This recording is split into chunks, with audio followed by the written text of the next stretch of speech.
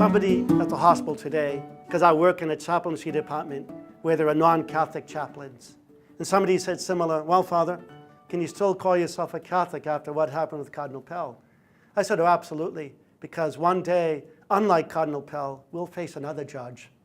A judge who's not under the influence of human error. And we can see here that his judgment will be strictly the truth.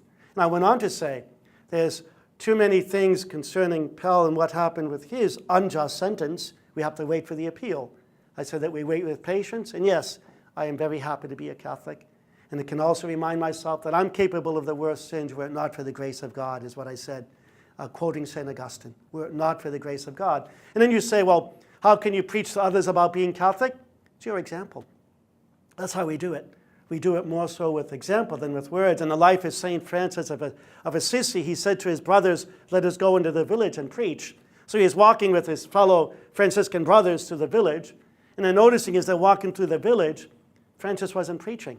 The deacon wasn't preaching, okay? Lazy deacon. So after the brothers said to Francis, Francis, why didn't you preach? He said, we did. Just by walking through in a spirit of prayer, as they did, walking in their religious habits, they said, we did preach. So the same applies to us.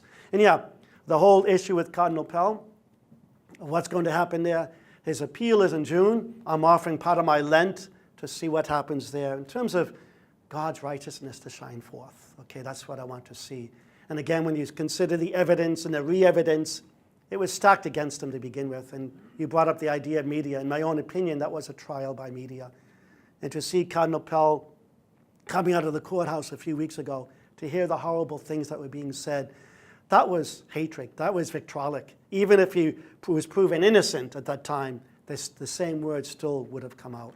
There are victims. We're not in denial. There are victims, that's for sure. And we would certainly, again, on the part of those priests who have done those horrible things, yeah, and God will be their judge as well, and time now to make reparation. Let's face it, the reality of that is there, but I don't see that in the person of Cardinal Pell. That would be a whole other topic as far as I'm concerned in terms of all that.